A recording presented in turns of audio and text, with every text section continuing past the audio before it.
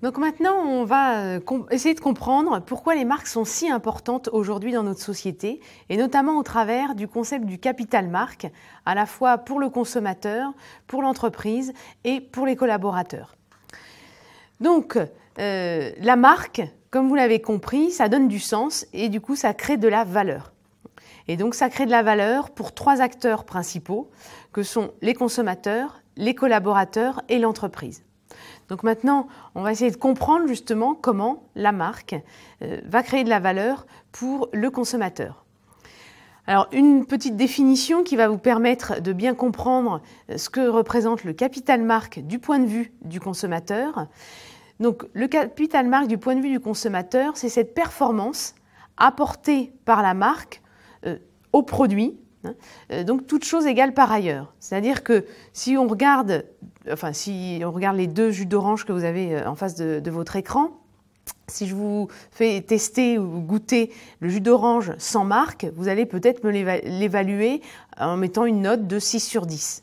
Maintenant, si je vous dis, je vais vous faire goûter un autre jus d'orange et son nom est Tropicana, là, la note sera peut-être de 7 sur 10. Mais sans le savoir, en fait, il s'agit du même jus d'orange et uniquement parce que je vous ai donné le nom de Tropicana, qui a évoqué pour vous une notion de qualité, de premium, vous avez surévalué le produit. Et donc, c'est cette performance supplémentaire apportée uniquement par le nom de la marque, qui est donc le capital marque du point de vue du consommateur. Donc on pourrait faire le test pour de nombreux produits, comme notamment aussi H&M, entre 2 robes.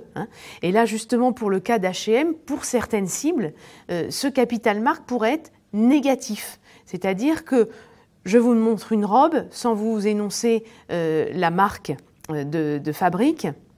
Et là, votre évaluation est peut-être de 7 sur 10.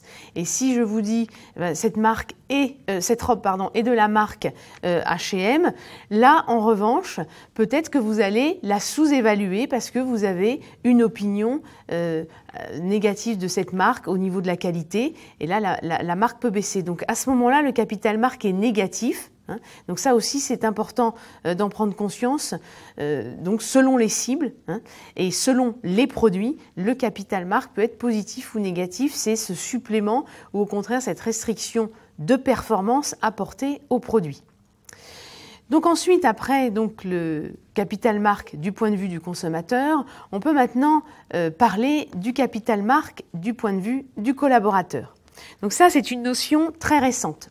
Donc très, très importante puisque justement, elle est nouvelle et qu'elle va permettre de mieux comprendre le rôle de la marque aujourd'hui dans la société. C'est que la marque ne donne pas du sens et n'apporte pas uniquement de la performance pour les clients, mais elle apporte aussi quelque chose d'important pour les collaborateurs et on peut le distinguer en 3 dimensions, la signification, la vision et l'émotion.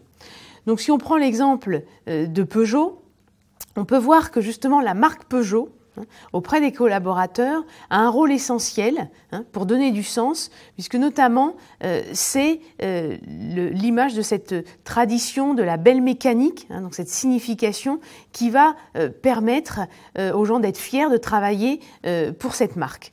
Et puis c'est aussi la vision, puisque maintenant Peugeot se veut avant-gardiste dans ses modèles de voitures. Et donc là, cette vision va permettre également de motiver et d'engager les collaborateurs vers un projet commun. Et puis l'émotion également chez Peugeot, le lion, très important, et pour eux qui a une signification bien propre, qui est le lion protecteur. Et aujourd'hui, beaucoup de collaborateurs sont tout à fait fiers de porter des t-shirts ou pulls avec le lion comme logo qui est tout à fait visible. Donc voilà cette partie du capital marque extrêmement importante qui va du coup avoir aussi une incidence sur le capital marque du point de vue de l'entreprise. Donc maintenant, le capital marque du point de vue de l'entreprise, donc beaucoup plus connu, c'est notamment le flux financier additionnel apporté à l'entreprise par la marque.